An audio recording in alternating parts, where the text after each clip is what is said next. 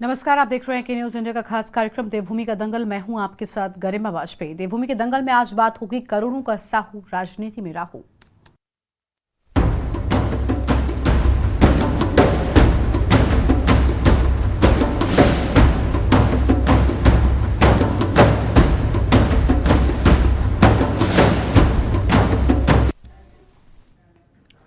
उत्तराखंड में लोकसभा चुनाव से पहले राज्य में कांग्रेस नेता और राज्यसभा सांसद धीरज साहू के कई ठिकानों पर से मिले 300 करोड़ से ज्यादा की रकम पर सियासत गर्मा गई है। भाजपा ने प्रदेश भर में प्रेस कॉन्फ्रेंस कर धीरज साहू के बहाने पूरी कांग्रेस पर निशाना साधना शुरू कर दिया है। इसके साथ ही देश भर में धीरज साहू के खिलाफ भाजपाई जमकर विरोध प्रदर्शन कर नाराजगी व्यक्त कर रहे हैं। बीजेपी प्रदेश अध्यक्ष महेंद्र भट्ट ने प्रेस कॉन्फ्रेंस कर कहा कि कांग्रेस के राज्यसभा सांसद धीरेन्द्र साहू के पास 500 करोड़ रुपए की नकदी पकड़ा जाना हैरानी की बात है। उन्होंने कहा कि जब कांग्रेस के 3 बार के राज्यसभा सांसद के पास इतना पैसा है तो जो लोग पिछले 50 से 60 सालों से सत्ता में हैं, उनके पास कितना पैसा होगा। उन्होंने आरोप लगाया कि झारखंड के जिन सांसद के पास इतनी बड़ी मात्रा में नकदी मिली है, वो कांग्रेस नेता की भारत जोड़ो यात्रा के दौरान पूरा खर्च वहन कर रहे थे। इतना ही नहीं, महेंद्र भट्ट ने आरोप लगाया कि कांग्रेस ने राज्यसभा सांसद धीरेन्द्र साहू को पहले लोकसभा का टिकट दिया था, लेकिन जब वो चुनाव हार गए तो उन्हें पार्टी ने राज्यसभा में भेज दिया। ऐसे में साफ है कि कांग्रेस ने राज्यसभा के टिकट भेजे जाते हैं। वहीं भाजपा के इन आरोपों के बाद कांग्रेस ने भी पलटवार किया है। कांग्रेस का कहना है कि भाजपा को आश्वासन देना चाहिए कि अगर धीरेन्द्र साहू उनकी पार्टी में कल शामिल होते हैं तो उन्हें क्लीन चिट नहीं दी जाएगी। नकदी का पाया जाना साहू का निजी मामला है, ये जांच का विषय है। यदि कुछ समय बाद साहू भाजपा में शामिल हो जाते हैं तो उन्हें पहले कुछ अन्य नेताओं की तरह क्लीन चिट दे दी जाएगी। इससे पहले महाराष्ट्र में करोड़ों रुपए का घोटाला करने वाले भाजपा में शामिल हो चुके हैं। उनके खिलाफ कोई कार्रवाई नहीं की गई। आज इसी मुद्दे पर होगी विस्तार से बातचीत, लेकिन उससे पहले कृष्णराज के खास रिपोर्ट पर डालिए।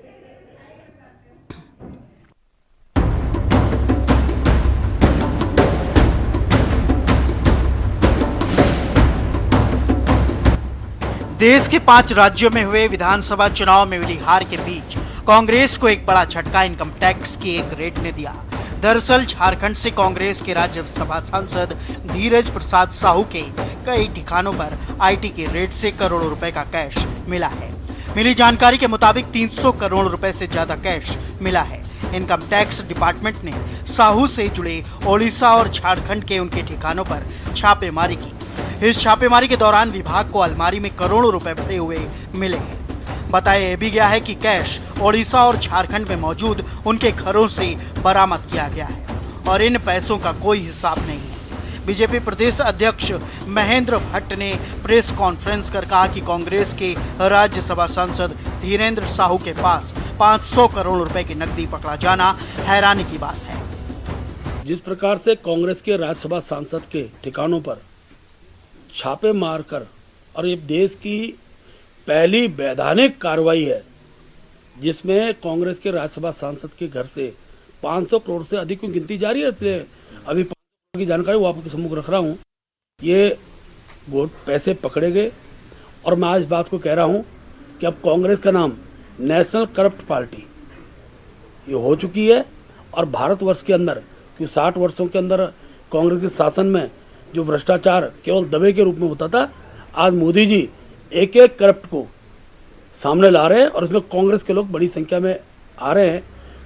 उन्होंने कहा कि जब कांग्रेस के 3 बार के राज्यसभा सांसद के पास इतना पैसा है तो लोग पिछले 50-60 सालों से सत्ता में रहे हैं, उनके पास कितना पैसा होगा। उन्होंने आरोप लगाया है कि झारखंड के जिन सांसद के पास इतनी बड़ी मात्रा में नकदी मिली है, वो कांग्रेस नेता की भारत जोड़ो यात्रा के दौरान पूरा खर्च वहन कर रहे थे। आपको बता दें कि इनकम टैक्स डिपार्टमेंट की टीम ने ओडिशा के बौद्ध डिस्टिलरी प्राइवेट लिमिटेड और उससे जुड़ी कंपनियों पर छापेमारी की। इन कंपनियों के संबंध धीरज साहू से हैं। इसके अलावा Baldev Sahu infra private limited company की छापेमारी की, जिसका सीधा संबंध कांग्रेस सांसद से है। इसके अलावा विभाग ने ओडिशा के भी कई ठिकानों पर छापेमार कार्रवाई की, जहां पर 300 करोड़ से ज्यादा की रकम बरामद की गई। वहीं कांग्रेस की मुख्य प्रवक्ता गरिमा मेहरात सोनी ने कहा कि नकदी का पाया जाना धीरज साहू का निजी मामला है, ये जांच का विषय है। इसके साथ ही उन्होंने ये भी कहा कि यदि कुछ समय बाद धीरज साहू भाजपा में शामिल हो जाते हैं तो उन्हें पहले कुछ अन्य नेताओं की तरह क्लीन चिट दे दी जाएगी। इससे पहले महाराष्ट्र में करोड़ों रुपए का घोटाला करने वाले भाजपा में शामिल हो चुके हैं। उनके खिलाफ कोई भी कार्रवाई नहीं की गई। वहीं भाजपा ने कांग्रेस के इन आरोपों का पलटवार किया है। उत्तराखंड भाजपा प्रदेश अध्यक्ष महेंद्र भट्ट ने आज कांग्रेस के झारखंड से सांसद साहू के घर पर मिले हुए नकदी के ऊपर हमला बोला है।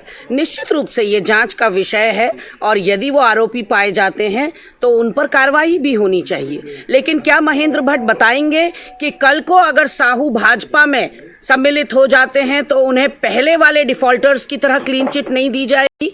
अगर हम बात करें महाराष्ट्र की तो महाराष्ट्र में 70,000 करोड़ का घपला घोटाला पकड़ा गया, लेकिन क्योंकि संलिप्त लोग भाजपा में शामिल हो गए तो वो गंगा नहा गए, वो पाक साफ हो गए। उसके अलावा अगर हम बात करें तो कर्नाटक में भाजपा के विधायक मदल विरूपशप्पा के बेटे प्रशांत मदल के घर से 6 करोड़ रुपया बरामद हुआ, उनको क्लीन चिट मिल गई। उसके अलावा उत्तर प्रदेश के पीयूष जैन का मामला विवादास्पद बना हुआ है कि किस तरह से उस मामले को ढकाने और छुपाने का काम किया जा रहा है।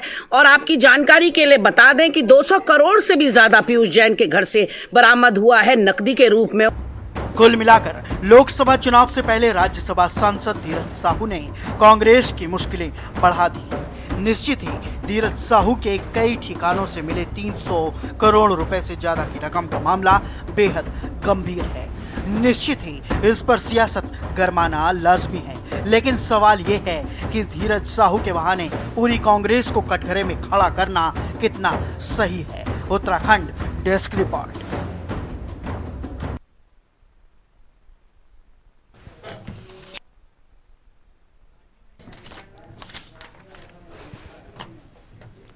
और देवभूमि के दंगल में आज इसी मुद्दे पर करेंगे विस्तार से बातचीत। खास मेहमानों का पैनल हमारे साथ में जुड़ चुका है। सबसे पहले इनसे आपका परिचय करवाते हैं। हमारे साथ में नवीन प्रशाली साहब जुड़ रहे हैं, प्रदेश प्रवक्ता हैं, भारतीय जनता पार्टी की ओर से हैं। और मंजू त्रिपाठी जी हमारे साथ में हैं, प्रवक्ता हैं, कांग्रेस पार्टी की ओर से है। और उमा सिसोदिया जी हमारे साथ में हैं, वरिष्ठ नेता हैं, आम आदमी पार्टी की ओर से। शांति प्रसाद भट्ट जी जुड़ चुके हैं, केंद्रीय प्रवक्ता हैं, उत्तराखंड क्रांति दल की ओर से आज हमारे साथ चर्चा में जुड़े हुए हैं। राजीव नयन बहुगुणा जी भी हमारे साथ में जुड़ेंगे, वरिष्ठ पत्रकार हैं।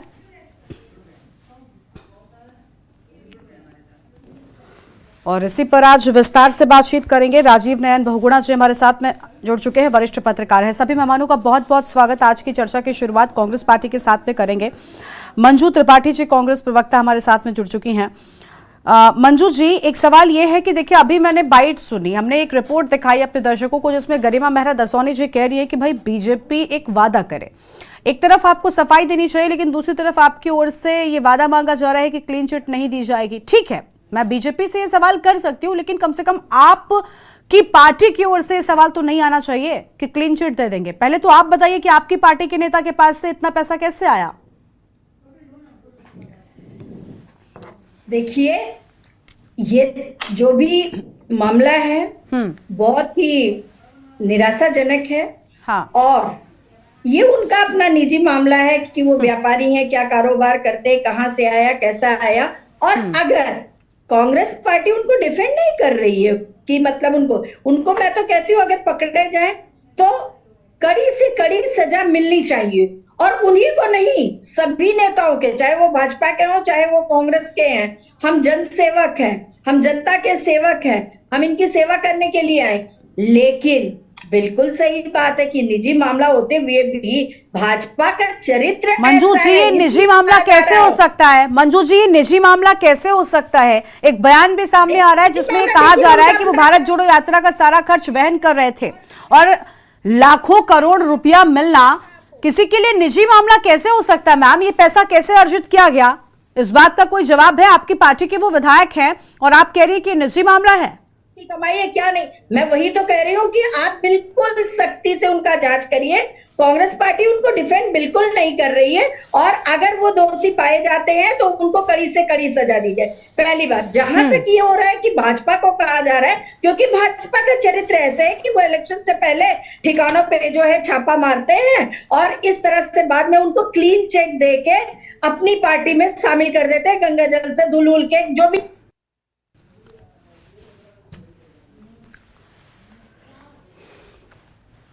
की बात कर रहे, 70,000 का जो घोटाला था उसको क्या किया गया? महाराष्ट्र में 17,000 करोड़ के घोटाले के बाद क्या होता है? वो भाजपा में शामिल हो जाते हैं। हेमंत बिश्व शर्मा जैसे सांसद और विधायक है जिन्होंने भ्रष्टाचार किया और उन्हें भाजपा में शामिल कर लिया जाता है। रिश्वत लेते हुए कर्नाटक के भाजपा विधायक के एक नौकरशाह के बेटे, क्या होता है, 6 करोड़ रुपए की नकदी मिली, उस पर कोई कार्रवाई नहीं। पीयूष जैन नाम के व्यक्ति उत्तर प्रदेश के कानपुर के हैं, वहां छापा मारा गया। तो उन मामलों में आप ये क्यों नहीं कहते कि ये उनका निजी मामला है? आप उन मामलों में ये क्यों नहीं कहते कि ये उनका निजी मामला है? जब आपकी पार्टी के नेता पर आती है बात तो आप कह रही है कि निजी मामला है, जबकि दूसरे मामलों में आप कह रही है कि एक्शन नहीं लिया गया। आप किस मुंह से ये सवाल उठा रही है, शिकायत कर रही हैं? इनका चरित्र है कि जब लोग इनकी पार्टी में ये उनको क्लीन चिट दे। मैं तो ये प्रश्न भाजपा से कहती हूँ कि दोषियों को आप खाली छापा क्यों मारते हैं? कड़ी से कड़ी सजा दीजिए। आप उनको डिफेंड क्यों करते हैं? उनको क्लीन चिट देके आप अपनी पार्टी में शामिल करके, आखिर में आपके पास कौन सा ऐसा जादू है कि वो आपकी पार्टी में ही आते ही? मैम यहाँ अभी तक मंजू जी आप इतनी पुष्टि के साथ ये बात कैसे उठा रही है? मुद्दा तो तब होता जब वो इसके ठीक बाद बीजेपी में शामिल होने जा रहे होते। अभी तो ऐसी कोई हवा में तीर मारने का क्या मतलब बनता है? उनको सजा दीजिए, लेकिन इनका चरित्र, इनका आप हिस्ट्री देखिए ना। 70,000 करोड़ रुपए का जो घोटाला हुआ था महाराष्ट्र में, कहाँ शामिल है? भाजपा में ही तो शामिल है। यानी अपने हिसाब से खबर में एंगल निकाल लेना है कि हमें किस बात पर अपना बचाव करना है। ये तो ठीक नहीं है मंजू जी। ठीक है, आपके पास आएंगे, आपके पास आएंगे। हमने क्या कहा? मैंने शुरू में कहा कि हम बिल्कुल भी डिफेंड नहीं कर रहे हैं दोस्ती को। मैम आपके पास डिफेंड करने की कोई बात ही नहीं है ना। बात है कि आपके पास डिफेंड करने के लिए कुछ होना चाहिए। आपकी पार्टी के सांसद हैं, आपकी पार्टी के नेता हैं, आपकी पार्टी के लिए काम कर रहे हैं और आप कह रही हैं कि निजी मामला है। कैसे हो गया निजी मामला? भ्रष्टाचार की कह रही हैं। इनके अपने महेंद्र भट्ट जी जो उत्तराखंड की बात कर रहे हैं, पहले अपने गिरेबान में तो झांक कर देखें। मेयर सुनील जो इनके देहरादून के मेयर है, कितने बड़े घोटाले में, गले गले तक घोटाले में लिप्त है। आज उनके प्रति कोई कार्रवाई हुई? नगर निगम चुनाव टाल दिया गया। अरे तो वही बात है ना, सूप बोले चलनी भी बोले, जिसपे 72 छेद। ठीक है, यानी सूप कुछ भी करे चलनी बोले ना। करने वालों के साथ ही हम तो कह रहे हैं कि आप सजा दीजिए, लेकिन देके तो दिखाइए, सजा दीजिए तो, उनको अपने यहाँ क्लीन चिट देके मत बुलाइए। ठीक है, नवीन जी के पास जाएंगे। नवीन जी देखिए, बीजेपी की ओर से एक बात कही जा रही है कि ये कैसे हुआ, हमला बोला जा रहा है। ठीक है, आपके पास मौका है, लेकिन ये जो एक पॉइंट निकल कर सामने आ रहा है कि भाई बीजेपी इस बात का वादा करे कि वो क्लीन चिट नहीं देगी, तो ऐसी तो अभी कोई बात ही नहीं आई कि वो बीजेपी ज्वाइन करने जा रहे हैं। फिर ये कहकर क्या मुद्दे से भटकाया जा रहा है? ये क्यों कहा जा रहा है? ठीक है, हम मान लेते हैं कि आपके पास है वॉशिंग मशीन जिसमें सारे दाग धुल जाते हैं, लेकिन वो एक अलग मुद्दा है। नहीं, वो एक अलग मुद्दा है। मंजू जी, इसमें हंसने जैसा कुछ नहीं है। आपने मेरे सवाल का जवाब नहीं दिया। आपने मेरे सवाल का जवाब नहीं दिया। आप बीजेपी को घेर रही हैं ये कहकर कि इनके पास वॉशिंग मशीन है। मैं भी मानती हूं, लेकिन ये तब होता जब बीजेपी इनको शामिल करी होती, तब चर्चा हम अपने इस मुद्दे पर, इस पॉइंट पर, इस एंगल पर कर रहे होते। अभी ऐसा कुछ नजर नहीं आ रहा, तो आप ये कहां से लेकर आ गए? खैर नवीन जी, आप बताइए ये क्यों कहा जा रहा है, ये बात क्यों कही जा रही है? गरिमा जी, देखिए, मशीनें तो कांग्रेस के पास होती हैं, जहां से आलू निकालो तो दूसरी तरफ से सोना निकलता है। हमारे पास कोई ऐसी मशीन नहीं है। और जहां तक बात है कि कांग्रेस के कॉन्फिडेंस को मैं दाद देता हूं कि किस कॉन्फिडेंस के साथ वो कह रहे हैं कि हम तो भ्रष्टाचार करेंगे, आपकी हिम्मत है तो पकड़ लें। देखिए, करोड़ों रुपए मिल रहे हैं, 400-500 करोड़ की बात कही जा रही है। उसके बाद अभी भी गिनती लगातार जारी है। जिस प्रकार से वहां पैसा मिल रहा है और कांग्रेस पल्ला झाड़ रही है, और कांग्रेस निराश हो गई, क्योंकि हो सकता है इन्होंने चुनाव के लिए पैसा रखा हो, अब जब पैसा पकड़ा गया सिस्टम जी, बड़ा सेटबैक उनको लगता है, तो कह रहे हैं कि जो कार्रवाई करनी हो कर लें। लेकिन फिर भी ये नहीं मान रहे हैं कि ये कांग्रेस के नेता थे।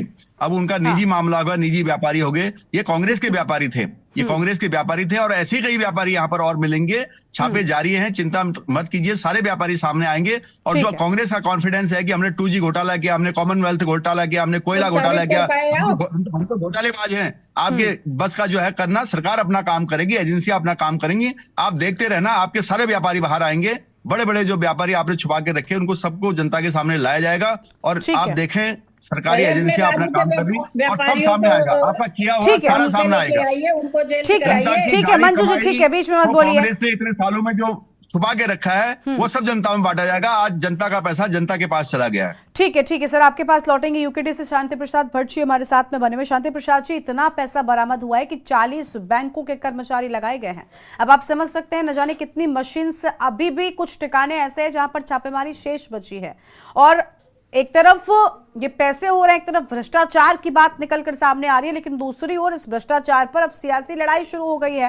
बीजेपी कह रही है कि भाई देखिए आपके यहाँ क्या हो रहा है, और कांग्रेस वाले कह रहे हैं कि ये तो बीजेपी में चले जाएंगे, बीजेपी वाले इनका स्वागत कर लेंगे और क्लीन चिट दे देंगे। कोई भी उस शख्स के उन पैसों को लेकर बात नहीं कर रहा है। ये क्या चल रहा है, कहां से आई ये पैसे? देखिए गरिमा जी, लोकतंत्र का सबसे भद्दा चेहरा है ये। राज्यसभा में तमाम ऐसे लोगों को भेजा जा रहा है जहां की विद्वानों को और अपने अपनी फील्ड के मास्टरों को भेजा जाता था।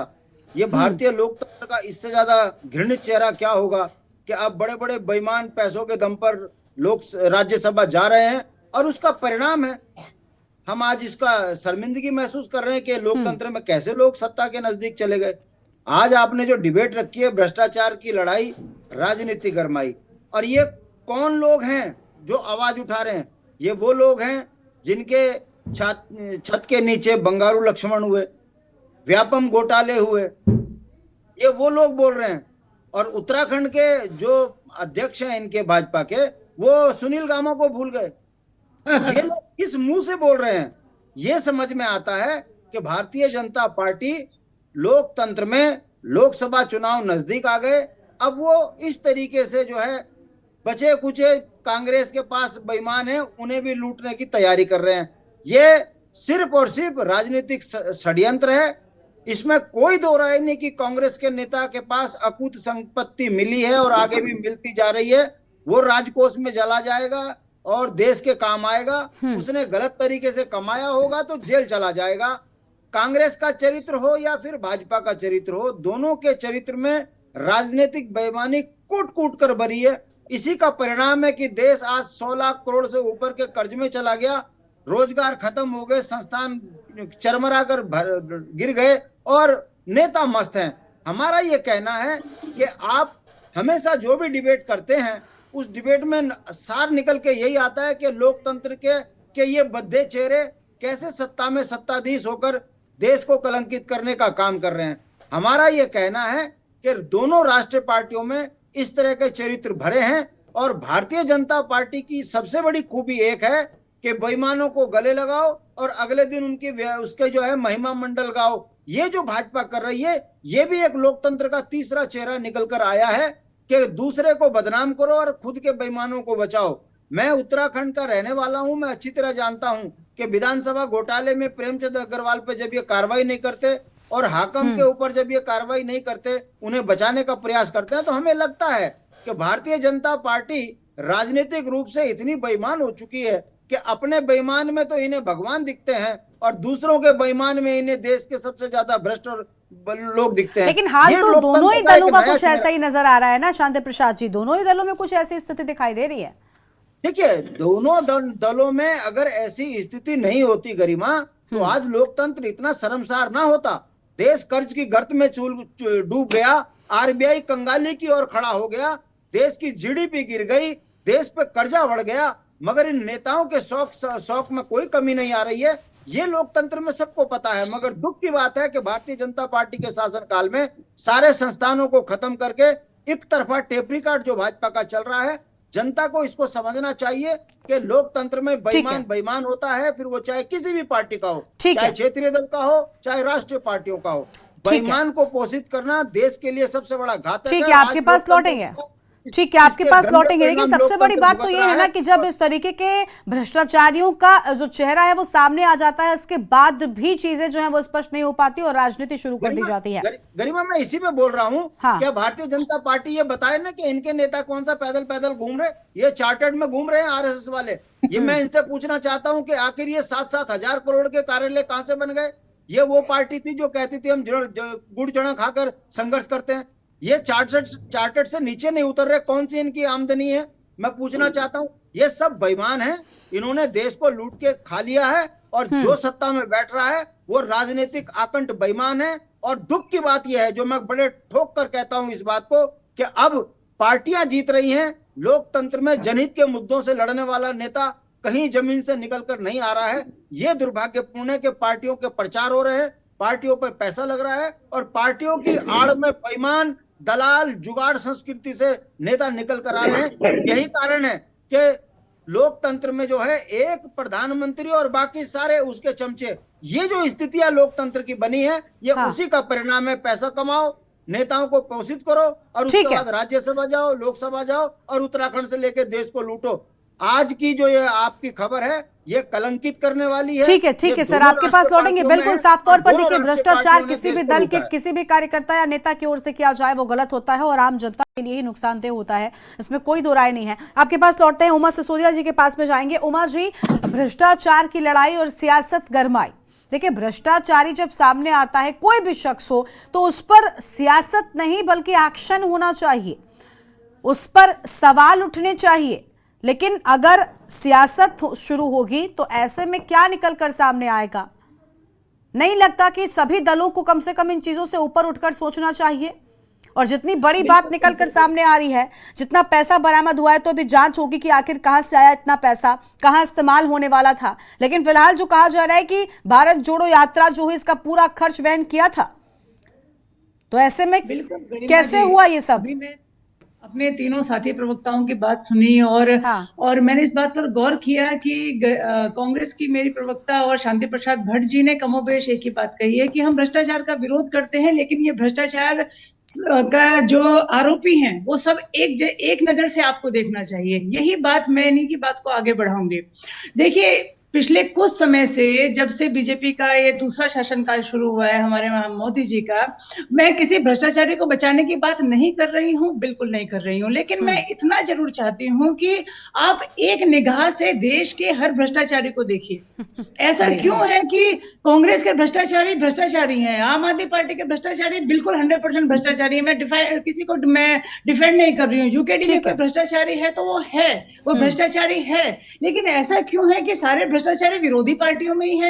आपकी बीजेपी में कोई एक भ्रष्टाचारी नहीं निकला पिछले 7 साल। यानी आप सीधे तौर पर जांच एजेंसियों पर आम आदमी पार्टी कई बार सवाल भी उठा चुकी है। मुझे लगता है कहीं ना कहीं वही बात लगता है कि इसके ऊपर मतलब ये बड़ा मतलब पजल है, हम लोगों के लिए बड़ी पहेली बन चुका है पूरे देश के लिए। अभी अगला सवाल यही होगा नवीन जी से। भ्रष्टाचारी, आम आदमी पार्टी तो सारी भ्रष्टाचारी, ठीक है, लेकिन बीजेपी में पिछले 10 साल से एक भ्रष्टाचारी पैदा नहीं हुआ। मतलब हैट्स ऑफ है भाई, किस तरीके से आप लोग अपने एजेंसीज के साथ काम कर रहे हैं। कांग्रेस अगर भ्रष्टाचारी है और साहू जी के यहाँ से पैसा निकल रहा है, आप बिल्कुल उनको जेल में डालिए, आप बिल्कुल उन पर जो सख्त से सख्त कार्रवाई हो सकती है आप कीजिए, बिल्कुल हम उसको डिफेंड नहीं कर रहे हैं। लेकिन भाई, इतनी बड़ी पार्टी, पूरे विश्व की सबसे बड़ा संगठन, पूरे विश्व की सबसे बड़ी पार्टी, पिछले 10 साल से इस पूरे देश में शासन करने वाली पार्टी, हमारे अधिसंख्यक प्रदेशों में शासन करने वाली पार्टी, ऐसे कैसे हो सकता है कि भाई एक भी केस ना निकले?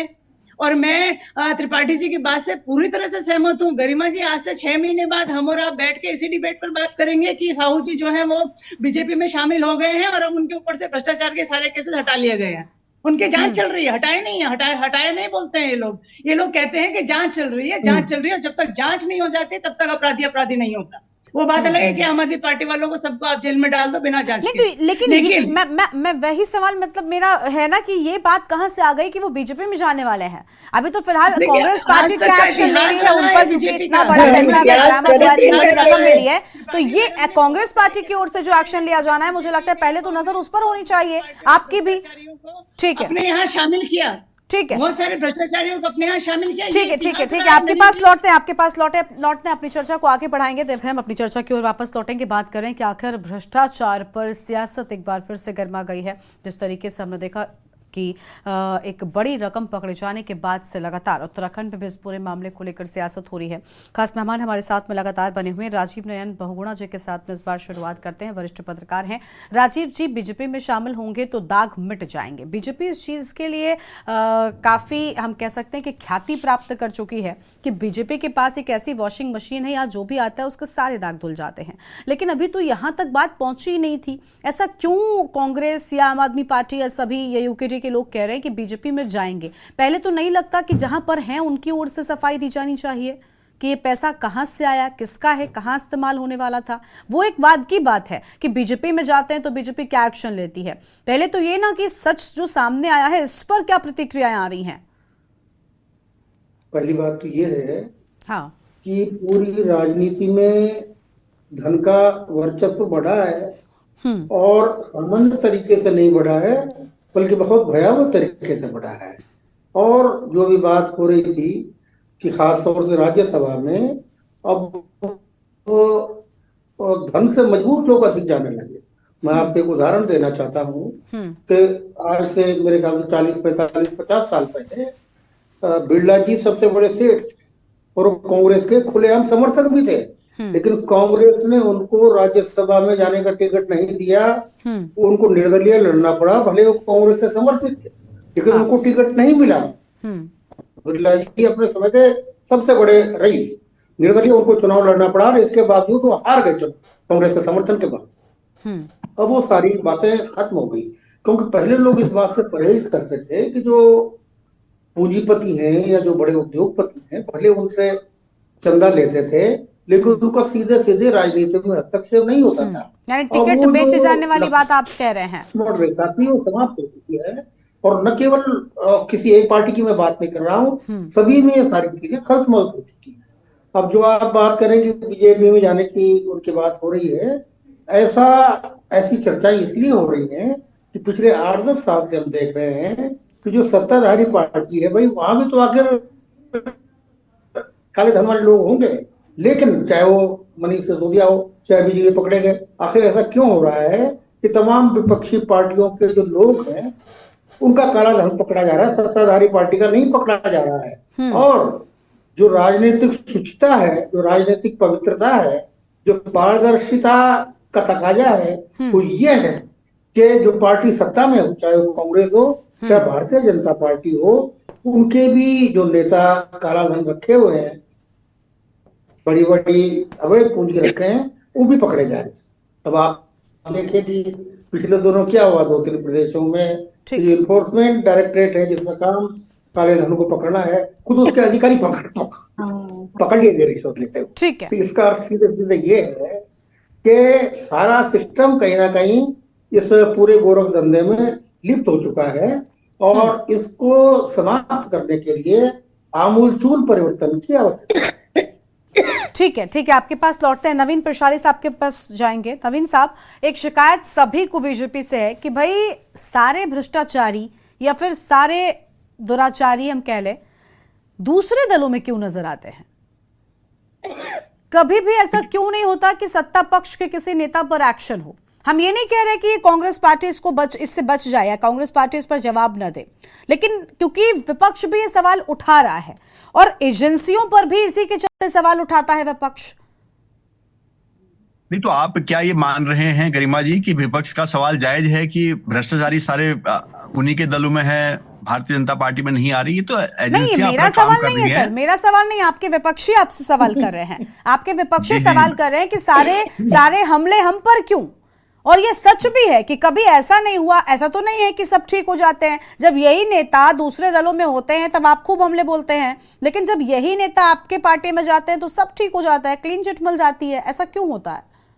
और जब ऐसा होता है तभी सवाल उठते हैं, फिर आप ही पर नहीं उठते, फिर एजेंसियां भी घेरे में आ जाती हैं। क्लीन चिट देना न्यायालय की प्रक्रिया में शामिल होता है, और न्यायालय देता है दोषी और आरोपी करार करने का काम न्यायालय का है, भारतीय जनता पार्टी का नहीं। भारतीय जनता पार्टी एक संगठन में है, उसमें कार्यकर्ता आते हैं, बहुत सारे कार्यकर्ता आते हैं। उनमें से अगर जो भ्रष्टाचारी होते हैं तो उनको पदों पर नहीं बैठाया जाता है जिनके खिलाफ दोष सिद्ध होते हैं। लेकिन आज की बात है। हाँ जी ठीक है, नहीं आप कंप्लीट कर लीजिए, मैं ये बोल रहा था कि कांग्रेस का ये रोना कि भाई भारतीय जनता पार्टी के लोग नहीं पकड़े जा रहे, कांग्रेस के पकड़े जा रहे, फिर आम आदमी पार्टी का रोना कि हमारे नेता जेल में डाले जा रहे। जब आप ही के लोग काम करेंगे, भ्रष्टाचार करेंगे, तो कैसे किसी जनता को थोड़ा पकड़ा जाएगा? जो करेगा उसको पकड़ा जाएगा। हमारे लोग नहीं कर रहे हैं। गामा जी को क्यों नहीं पकड़ा आपने? इतना बड़ा भ्रष्टाचार किया हुआ पूरा। आप दो सबूत दीजिए, ऐसे बात मत कीजिए ना। आप उनके खिलाफ सबूत ईडी को दीजिए, दूसरे दिन ईडी उनको पकड़ लेके अगर होंगे तो आप दीजिए ना। आपके पास सबूत कहने से नहीं होगा, सारा उजागर हो चुका है। आप उनको प्रोटेक्ट कर रहे हैं। कांग्रेस की गवर्नमेंट जिस दिन आएगी उस दिन सबूत दिखा देगी आपको। आप रूलिंग पार्टी है, आप खुद की बात- तो यानी दोनों दलों का हाल वही है कि जब जो सत्ता में रहेगा वो अपने नेताओं पर एक्शन नहीं करवाएगा। अभी मंजू जी आप यही कह रही है ना, कांग्रेस की सरकार आई तो हम ऐसा करवा देंगे। इस वक्त इधर की बात करने की कोई फायदा नहीं है। करेगी, ऐसा बताओ नहीं कि है। पैसा कहाँ से आया, किसका है? सरकार गलत को गलत कांग्रेस और का पैसा सही है या को नहीं सही है? करेगी, और जो दोषी पाया जाएगा उसको कड़ी से कड़ी सजा दी जाएगी। लेकिन नवीन जी एक कांग्रेस की सवाल ये भी है ना कि सरकार देखिए देखिए ऐसे लोग जिन पर आप पहले ही हमला बोल चुके, जैसे आज यही नाम हम बता रहे हैं, एक बड़ी रकम बरामद हुई है जो एक संदिग्ध बात है। इतना पैसा कहां से आया, किसका था, क्या होगा, कुछ भी किसी भी सवाल का जवाब नहीं है। अभी भी गिनती नोटों की जारी है और अभी भी ठिकानों पर छापेमारी भी 1-2 शेष बचे हैं। लेकिन बात यह है ना कि कोई भी नेता हो, ऐसे बहुत से इसके पहले के भी मामले रहे हैं जब ऐसी रकम बरामद हुई है, ऐसी चीजें सामने आई हैं, ऐसी तस्वीरें सामने आई हैं, जिसके बाद कुछ दिनों तक तो ये चर्चा में रहता है जब तक कि तस्वीरें सोशल मीडिया पर तैरती हैं। उसके बाद मामला ठंडे बस्ते में चला जाता है। और कई बार तो हमने ऐसा भी देखा है कि जब ऐसे लोग, आपने कहा कि कोई कार्यकर्ता बीजेपी में आता है तो हम पदों पर नहीं बिठाते, लेकिन बड़ी बात यह कि ऐसा नेता या कार्यकर्ता कोई भी हो पार्टी में, दल में शामिल कराया क्यों जाता है? कि ये सवाल नहीं उठेगा? बिल्कुल उठना चाहिए। अगर उसके खिलाफ किसी के, देखिए अगर संज्ञान में आता है तो उसको नहीं कराया जाता है। अगर कोई भी ऐसा भ्रष्टाचारी हो जिसने देश की जनता का पैसा लूटा हो तो उसको क्यों किया जाएगा? किसी भी दल में शामिल नहीं किया जाएगा। लेकिन कांग्रेस की पीड़ा अलग है ना। कांग्रेस की जो दर्द है इस वक्त, कांग्रेस ये बताने को तैयार नहीं कि पैसा किसका था, क्या वो नेता इनका था। ये तो बोल रहे हमारे नेता भी नहीं है। तो आपने, कांग्रेस ने अभी तक ये क्यों नहीं कहा कि इनको हमने पार्टी से निकाल दिया है? लेकिन ये सच तो इसके पहले कानपुर में एक इत्र कारोबारी था पीयूष जैन, उसके पास से एक बड़ी रकम में पैसा सामने आया था। क्यों अब तक सच सामने नहीं आया किसका था? एक दूसरे पर राजनीतिक बयानबाजियां होती रही, एक दूसरे के दल जो बड़े थे क्षेत्रीय, वो एक दूसरे पर हमला बोलते रहे, लेकिन सच आज तक उस पैसे का सामने ना आया। देखिए मैं कह रहा हूं कि पैसा तो बताना पड़ेगा। व्यापारी का पैसा है तो वो साबित करेगा पैसा अपना कहां से आया इतना पैसा। नहीं तो इतना पैसा 500-600 करोड़ होना और लगातार मशीनें वहां पर दी जा रही है। दूसरा, आप ये तार जोड़िए ना, तार सीधा ये जो प्रथम दृष्टया देख रहा है कि आपकी भारत जोड़ो यात्रा, भारत जोड़ो यात्रा उनको बोलने तो दीजिए। मंजू जी मैं इसके बाद आती हूँ आपके पास। मंजू जी मैं आती हूँ, उनको कंप्लीट कर लेने दीजिए आप। नहीं मंजू जी आप सुन लीजिए प्लीज। थोड़ा सा मैं आपसे विनती कर रहा हूँ कि आप सुन लीजिए। मैंने माना कि आप कांग्रेस का नेता नहीं बता रहे, मैं व्यापारी भी है तो उस फंडिंग तो रही है भारत जोड़ो यात्रा में, पूरा खर्चा तो उठाया है व्यापारी ने। उस फंडिंग को आप साबित करिए, आप कर साबित दिया। करके जनता के सामने लेके। मंजू जी शांत हो जाइए। मंजू जी वो आपकी पार्टी के नेता है। मंजू जी वो आपकी पार्टी के नेता है। फिलहाल आपको ये साबित करना है कि उस पैसे का इस्तेमाल आपके चुनावों में नहीं हो रहा था। साबित करने का वक्त उनके पास नहीं है अभी, ना वो उस सिचुएशन पर हैं। तो कम से कम ये तो समझिए ना, साबित करना आपको होगा कि पैसा आपके चीजों में इस्तेमाल नहीं हो रहा था, क्योंकि सवाल उठ रहा है कि भारत जोड़ो यात्रा का खर्चा वो वहन कर रहे थे। तो आप नवीन जी पर क्या सवाल कर रही हैं? नहीं तो हम तो कह रहे हैं ना कि उसको साबित करके कोई दिखाए कि राहुल गांधी ये तो जांच होगी ना, ये तो जांच होगी ना। अब इसमें क्या साबित करेंगे? अभी पहले जांच हो जाने दीजिए। लेकिन आपकी पार्टी के नेता हैं, अगर यही चीज अभी दूसरे पार्टी, इनकी पार्टी के किसी नेता के साथ होती तो आप सवाल उठाती ना। तो ये सीधे तौर पर कह देना कि साबित कर दीजिए। आपकी पार्टी का सांसद होना क्या काफी नहीं है? और कोई आम कार्यकर्ता नहीं है मैडम, सांसद हैं, तो इतने से ही समझ लीजिए कि उन्होंने जो है वो बिल्कुल गलत है। और जो कुछ भी है अगर आप उसको साबित करते हैं, उनको सजा देते हैं, तो कांग्रेस पार्टी को कोई गुरेज नहीं है। और जहां तक की बात है, जैसे मैडम सिसोदिया ने कहा कि क्या इनके सब जो है वॉशिंग मशीन में धुले हुए हैं सभी लोग, कैसे ये अभी कह रहे हैं कि हम शामिल नहीं करते। 70,000 करोड़ का घोटाला जो महाराष्ट्र में हुआ, कहाँ शामिल हुआ बताइए जरा। नवीन जी से प्रश्न कीजिए, किसमें शामिल? मैं अगर आपका डायलॉग, अरे राजनीतिक आवाजाही तो लगी रहती है। राजनीतिक आवाजाही क्षेत्र में अपने हिसाब से समीकरणों को साधने के लिए ये तो होता रहता है। हमने देखा नहीं है क्या कोई भी दल इससे अछूता नहीं है, चाहे बीजेपी हो, कांग्रेस हो, आम आदमी पार्टी। नेताओं का आना जाना हर दल में लगा रहता है। वही बात है ना कि अपनी सहूलियत के हिसाब से सारे काम होते हैं। ठीक है, आपके पास लौटते हैं, शांति प्रसाद जी के पास में जाएंगे। शांति प्रसाद जी, एक दूसरे पर आरोप प्रत्यारोप और सियासी बयानबाजियां जारी हैं। हर कोई पल्ला झाड़ने जैसी स्थिति में आना चाहता है। मंजू जी कह रही है कि भाई साबित कर दीजिए कि हम इस पैसे का इस्तेमाल कर रहे थे। एक तरफ ये बड़ा सवाल कि भारत जोड़ो यात्रा का खर्चा वहन करना, कि ये बड़ी बात नहीं है कि इतना पैसा कहां से आया जो एक पार्टी के कैंपेन में काम आ रहा था। भाजपा में उनको वो कारवां जो चल रहा था भारत जोड़ो के ठीक नाम है, पर, उसको नवीन फंड जी, किसने मंजू किया? जी शांत हो जाइए। ड्रेन साउंड नवीन जी और मंजू जी प्लीज शांत हो जाइए। कांग्रेस पार्टी को कोई गुरेज नहीं है कि उनको कड़ी से कड़ी सजा दी जाए। नवीन जी ठीक है, मंजू जी प्लीज अब शांत हो जाइए, अब शांति प्रसाद जी को सुन लीजिए। और जहाँ है ये अपने गिरबान में धकेलते, पहले प्रदेश की बात करें। यहाँ की मंजू जनता जी के आपको साथ सुनाई नहीं दे रहा है क्या? मंजू जी आपको सुनाई नहीं दे रहा है?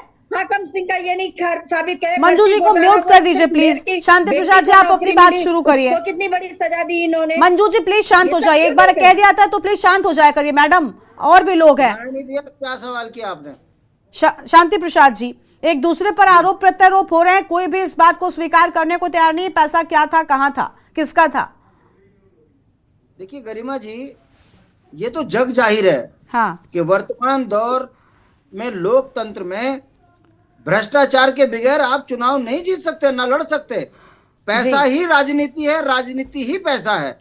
ये उसी का परिणाम है कि बड़े बड़े घोटालेबाज कांग्रेस और भाजपा में आए हैं।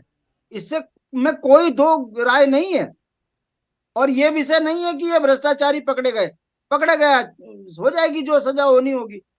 भारतीय जनता पार्टी को यह बताना चाहिए कि यदि वाकई भ्रष्टाचार के आप खिलाफ हैं तो फिर सुनील गामा, बंगारू लक्ष्मण ये कौन थे? प्रेमचंद अग्रवाल क्या यहाँ पर पूजा कर रहे थे विधानसभा में? बताना चाहिए। और भारत के लोकतंत्र में तो संसद में सवाल उठा, नेता विपक्ष ने जो है 20,000 करोड़ किसके हैं इस पर जो है जेपीसी की मांग करी। भारतीय जनता पार्टी जैसी भ्रष्ट बेईमान राजनीति करने वाली उनकी सांसदी तो राहुल की खा गए, मगर ये बताने को तैयार नहीं थे कि वो 20,000 करोड़ खर्च किसके हुए, कहां से आए। ये किस मुंह से राजनीतिक बेईमानी की बात करते हैं? ये एन चंद्रा जो राज्यसभा में भेजे हैं जी टीवी वाले, पूछे जरा भाजपा वाले 5,000 करोड़ से ज्यादा माफ क्यों किया? उनका क्या कारण था? आपके पास भारतीय जनता पार्टी को कोई मतलब नहीं है भ्रष्टाचार पर बोलने के लिए। तमाम कांग्रेस के बेईमान आपने गले लगा लिए और यहाँ पर वो आज कैबिनेट मंत्री बने हुए हैं। और यही वो भाजपा है जो आंसू रो रही थी कि कांग्रेस जो है इसने उत्तराखंड बेकार कर दिया। मैं पूछना चाहता हूं, आपके मुख्यमंत्री जो कल तक कांग्रेस में थे, आसाम के, वो आज जो है आप उनको अपना मान के चल रहे हो। ये क्या है ये? और किसको आप किसकी आंख में धूल झोंक रहे हो? क्या जनता समझ नहीं रही है कि जो ईडी का काम है वो शांति प्रसाद जी, जनता समझ रही है तभी तो भारतीय जनता पार्टी को बचाने के लिए बड़ी पार्टी बन रही है। जब जनता ने समझा तभी तो पार्टी यहाँ पर आई है। आज सुप्रीम कोर्ट का फैसला आ गया, आज माननीय सर्वोच्च न्यायालय का फैसला भी आपने सुना होगा भट्ट जी। लोकतंत्र में भी आज का फैसला नवीन जी आप बोल रहे थे, वो बीच में नहीं बोल रहे थे ना, उनको कंप्लीट करने दीजिए फिर बोलिएगा। ये भाजपा की नीति है कि जब ये फंसने लगे तो चिल्लाने लगो, हल्ला मचाओ ताकि जनता तक इनकी बात ना जाए। हमारा ये कहना है गरिमा जी कि साहू भ्रष्टाचार में संलिप्त थे, उन पे कार्रवाई होगी, जेल जाएंगे। सवाल ये खड़ा होता है कि फिर आपके यहाँ कौन से ईमानदार हैं और जो भाजपा में भ्रष्ट नेता लेकिन ये सवाल शांति प्रसाद जी, ये सवाल बहुत बड़ा है ना। बात तो ये कि कह देते कि ये सारे काम तो भाई एजेंसियां कर रही हैं और एजेंसियां अपनी मर्जी से काम करती हैं, एजेंसियों पर हमारा जोर थोड़ी है। लेकिन विपक्ष तो एजेंसियों को लेकर भी सवाल उठा देता है कि एजेंसियां हाथ धोकर पीछे पड़ जाती है, एजेंसियां खरीद दी जाती हैं। ये सवाल विपक्ष उठाता है।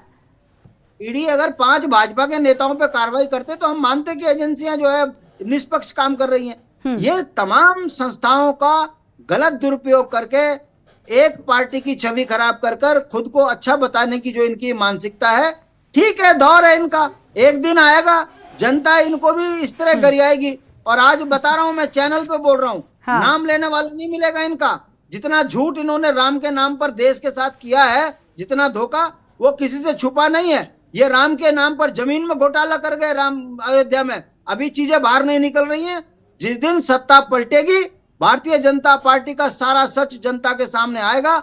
हमेशा किसी का नहीं रहा एक सा दिन, सत्ताएं पलटती हैं। ठीक है, वक्त का फिलहाल तो इंतजार करिए, लेकिन क्योंकि जनादेश उनके साथ में है, ठीक है, वक्त का थोड़ा सा इंतजार करना पड़ेगा क्योंकि जनादेश फिलहाल साथ नजर आता है। तो ऐसे में बड़ी बात है कि भाई कब वो वक्त पलटेगा और कब सच सामने आता है। राजीव नयन बहुगुणा जी के पास में जाएंगे, वरिष्ठ पत्रकार है। राजीव जी, शांति प्रसाद जी कह रहे हैं सबका वक्त हमेशा नहीं रहता, ये वक्त पलटेगा, सत्ता पलटेगी, तब बहुत से और भी सच सामने आएंगे। लेकिन बड़ी बात यह है कि जो सत्ता में रहता है उसके नेता एकदम राम राज्य के सैनिक और सिपाहियों जैसा व्यवहार करने लग जाते हैं। प्रतीत होता है जैसे राम राज्य से स्थिति है, उनके जो मंत्री हैं, उनके जो सैनिक हैं, एकदम सब परफेक्ट नजर आता है, जबकि जो विपक्षी दलों के खेमे में जो नेता हैं वो भ्रष्टाचारी हैं, वो अलग अलग अपराधों में संलिप्त हो जाते हैं। ऐसा क्यों?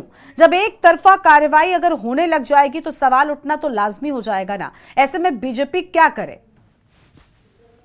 देखिए, वक्त बदलने का इंतजार नहीं करना चाहिए। हाँ, वक्त बदलने का मतलब तो ये है कि अभी जो पार्टी सत्ता में माना बीजेपी है तो भ्रष्टाचार कर ले, तो कांग्रेस आ जाए तो फिर कांग्रेस फिर भ्रष्टाचार करे, उनको पकड़ना शुरू कर दे। ये तो मैं बार बार ये बात दोहराना चाहूंगा कि आपकी परस्पर सहमति बननी चाहिए पूरे राजनीतिक दलों में। सबसे बड़ा जो संकट है वो यहाँ पर है कि आपको चंदा कहाँ से मिला, कोई भी राजनीतिक दल ये बताने के लिए जवाबदेह नहीं है। जबकि सबसे पहले तो ये जवाबदेही तय होनी चाहिए कि आपको पैसा आ कहाँ से रहा है। आखिर जो इतना बड़ा पैसा चुनाव लड़ने के लिए आ रहा है, सभी जानते हैं चुनाव कई गुना अधिक खर्चीले हो गए, वो किसी के पेंशन का या तनख्वाह का पैसा नहीं आ रहा है, वो काला धन ही है। लेकिन उस धन का मूल जानने का, उस धन का सूत्र पूछने का आपको आम आदमी को या अदालत को अधिकार नहीं है, उससे छूट दे दी। तो इसका अर्थ ये है कि इसमें सभी राजनीतिक दलों की मिलीभगत है। सभी लोग, सभी राजनीतिक दल इसमें आम सहमति बनाए और ये तय करें कि सबसे पहले तो ये हो कि जो पारदर्शिता हो कहाँ से किसके पास कितना पैसा आ रहा है। और अभी जो पकड़े गए हैं कि माना वो कांग्रेस के हैं, तो कांग्रेस को किसी भी तरह से इसमें कोई बचाव का रास्ता नहीं ढूंढना चाहिए, उनको डिफेंड नहीं करना चाहिए, यहाँ से आया था वहां से आया था बाद में बता देंगे, ये कोई वो नहीं है। इसमें क्लियर बात ये है कि उनके पास पैसा पकड़ा गया है। जो पैसा पकड़ा गया वो काला धन है, क्योंकि आप व्यापारी हैं या बिल्डर हैं, जो आप साफ सुथरा व्यापार कर रहे हैं, आप कंस्ट्रक्शन का काम कर रहे हैं, अगर आपका काम साफ सुथरा है तो उसको अलमारी में रखने की जरूरत नहीं है, आपको बैंक में रखना है। और अलमारी में भी आप कैश रखे हैं तो आपका उसका हिसाब होना चाहिए कि पैसा कहाँ से आया, कहाँ आपको मुनाफा, आप उसको अलमारी में क्यों रखे थे, ये बात साफ होनी चाहिए। तो पहली बात तो ये है कि समय कांग्रेस या दूसरे विपक्षी दल कतई भी इसमें बचाव की पतली गली न ढूंढे, बल्कि इसको कंडेम करें। बिल्कुल बिल्कुल। और देखिए राजेश जी, एक सवाल ये भी है ना कि बड़ी बात ये है कि देखिए अब ये बीजेपी का बहाना लेकर अपने लिए बचने लग जाते हैं। ठीक है, आपके पास लौटेंगे, अपनी चर्चा को आगे बढ़ाएंगे।